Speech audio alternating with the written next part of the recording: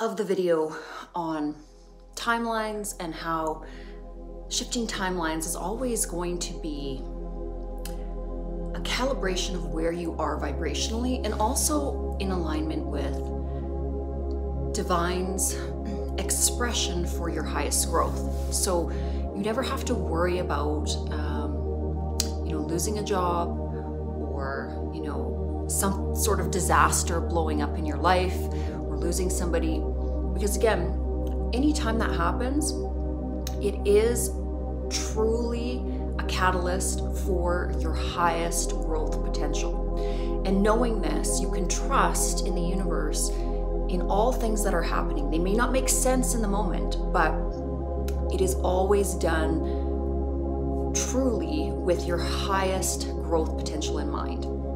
And I was talking a little bit about soul families and the soul's journey, I guess, throughout incarnations in the first part of this video. And I was having trouble saving last night, so I just wanted to make sure that I put that message together in part 2 of this video. So again, when a soul is created, essentially that divine spark, it is created with a unique footprint, so a vibrational energy pattern that is unique specifically to that soul. And although it is ever increasing in its beauty, it has that same blueprint, and you can kind of think of it as turning up the volume, okay? When a soul is born, it has that blueprint, but as it expands, it's like turning the volume up on your favorite song, essentially. And again, I'm going to also sort of delineate on our universe of duality. So there is this mechanism of masculine and feminine. So I'm sure you've heard about the concept of twin flames. Again, I don't particularly like that verbiage. I prefer to call it like your divine counterpart, but it is simply just when your oversoul splits and divides into its masculine and feminine expression, okay? So there's always going to be a returning to oneness, a returning to wholeness. But again, in terms of duality, yes, there is an expression of a masculine and a feminine essence to one oversoul, okay? And in terms of when we're learning in this incarnation, so we have the group of souls that will incarnate with us over and over and over in each lifetime. And this is usually, it is our core soul family group, okay? Obviously, we play different roles, we come in different bodies and different forms, and this is all a mechanism of learning, and this is part of the divine plan.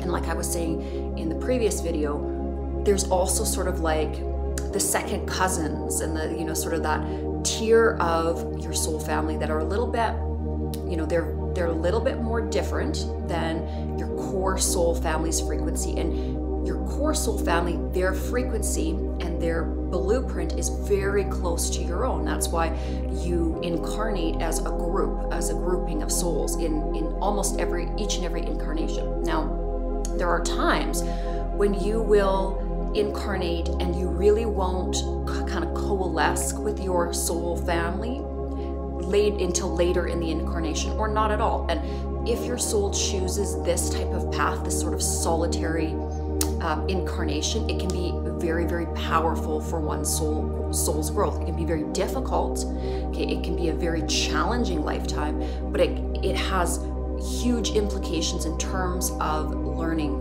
for your soul. Okay, and then I was talking about the broader karmic characters in the story, and karmic doesn't mean bad. They're actually good because they're helping you learn. So anybody that is coming into your life for a karmic reason is helping you to clear your karma and helping to be a mirror of something that you have to learn.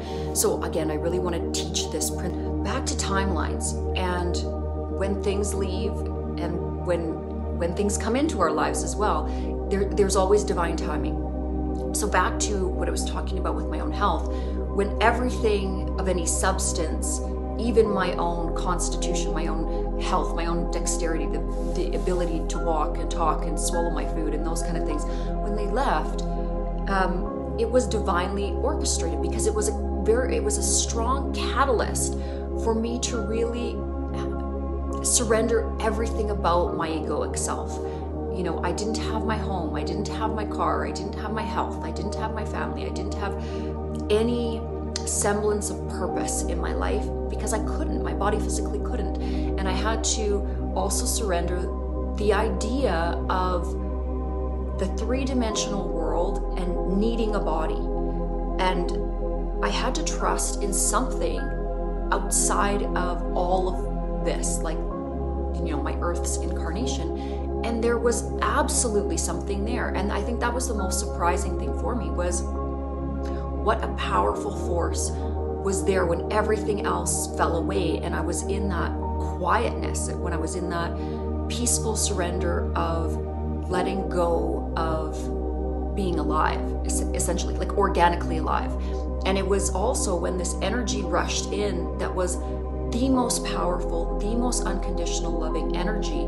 It felt like this warm fog around me, and that's the only way I can really describe it.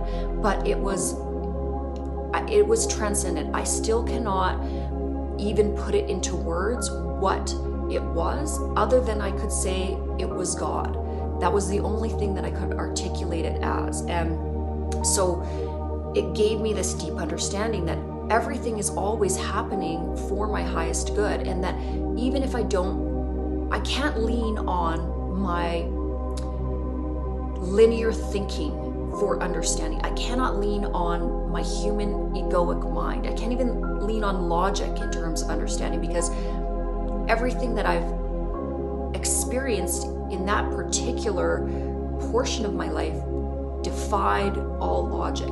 And yet it was the most profound, beautiful experience I've ever had. I carry it with me each and every day. And I remember asking God, I said, you know, if you can just give me the ability to walk again, if you can just give me the ability to swallow food, to taste food, to be able to utilize my arms and my legs and my limbs and my spirit, I will do good work. I will promise you, I will become better and better and better. And it's not that I was bargaining, okay? It's not that that was my bargaining chip, but I did very much feel that this grace that was given from that mechanism of taking away. So my forest was burnt down to nothing.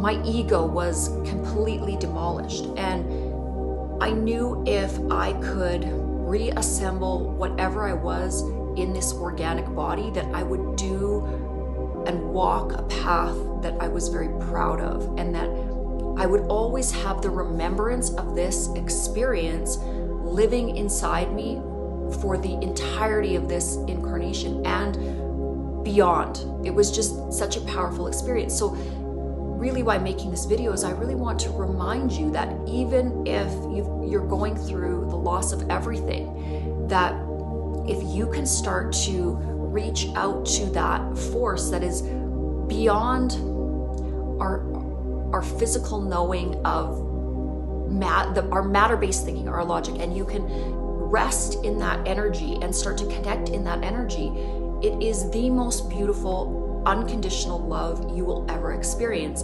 And it is the force of all creation. It is why we see the beautiful natural world around us. It is why we have a universe at all. It is this balanced, loving force that is the creator. And you know, it's definitely the reason why I have the courage to make these videos, because it doesn't necessarily line up with what society thinks about the divine matrix or spirituality. I can only ever teach it from my own perspective and my own experience, especially in this lifetime, okay? And again, hopefully that when we think of karmic encounters, first of all, why would we want to incarnate and associate with others other than our core soul family? Well, because this is how we learn, and the uniqueness of how so many, I mean, the numbers are infinite in terms of souls that exist, but the more that we exchange energies with that which is unlike us, the more that we learn and the more that we assimilate knowledge into our own soul's matrix. So that's why when teachers are expressing this idea of the karmic or karmic influences, karmic influence and learning, especially in terms of Earth's creation, is incredibly beautiful, and it is such a catalyst for our soul's learning. So we never want to think of anything that is attached to karma as negative or bad or evil. It is a beautiful expression that we get to experience to learn and to assimilate the kaleidoscope of energies that we get to interact with. Now, sometimes these lessons are extremely difficult, okay? And that karmic individual or that person that's not in our soul family is playing a very difficult role. Also, sometimes within our core soul family or that broader soul family, these souls that are very, very closely attuned to our soul's frequency will also take on very difficult roles. And sometimes this is done because the task or the goal of learning unconditional love is so difficult that only one from your core soul family wants to take on this role, because they really want to make sure that, again, even though they're playing a difficult part, they're there beside you.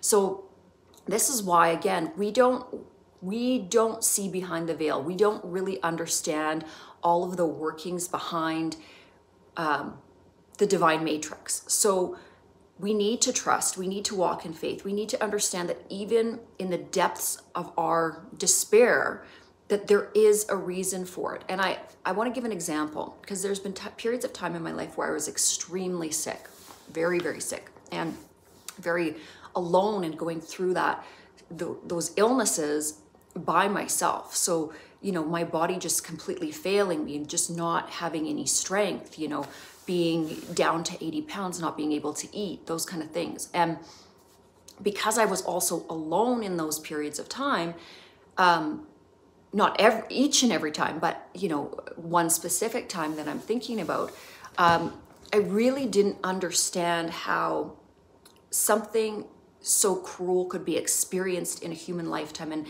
from that lower perspective, I very much didn't understand the divine plan of it. I just saw it as very empty and cruel, and I didn't enjoy experiencing it. And then when I came out the other side of it and really was able to utilize a deep prayer and a deep communion with source and with spirit, and I realized that through that whole time, actually, I felt the presence of spirit more than I have ever felt in my busy, normal, chaotic life. And now on the other end of it, I see it as such a gift. And I was also in that moment, and it was about a year and a half, I was able to let go of my attachment to a body. I was able to surrender to the fact that, okay, I'm not gonna be here in a body, and this is okay. And it allowed me as well to really surrender my ego, because I didn't need it. You know, my body wasn't functioning, and I wasn't having, you know, interactions with loved ones. I was very much alone in this situation. And in that sort of solitude, I was able to let go. And it was an extremely beautiful experience. It was actually the most love I've ever felt in my entire life. And it wasn't any specific person. It was just this energy that surrounded me that kept telling me I was safe and I was okay. So sometimes it's in those darkest times that the light becomes most bright. And this is part of the divine intelligence that we cannot always understand from our human perspective. So again, hopefully found this video helpful. No matter where you are in life, no matter what stage you're at, hopefully you are experiencing the beauty of life in all of its wondrous expression. But if you are going through a period of loss of a loved one, loss of a job, loss of a friend, loss of any circumstance, and you are questioning the why behind it, again, try not to lean on your own understanding of things, and realize that, again, there is a purpose to it, and there is a broader plan to everything. And that might not make sense in the moment, and that might be something that is truly kind of frustrating, because I know if I can look back to periods of my life where I was in this kind of dark night of the soul, or, really in a lot of pain or whatever it was, or loss, I would not have necessarily really felt the impact of that message. But hearing it, I still would have had some hope. And that's really what the reason that I'm making this particular video is, just to give you hope, no matter what you're going through, that it is going to get better. And, even if it doesn't get better in the way that you specifically want it to, it has purpose. Even death has purpose. Even the end is a new beginning into something more beautiful. And that's something that, if you can hold that within the semblance of your own knowing, it is very peaceful. It brings a lot of peace. And sometimes in the letting go of things, we are actually more free than we realize. So again, wishing you a beautiful and blessed day. And yeah, have a great one, guys.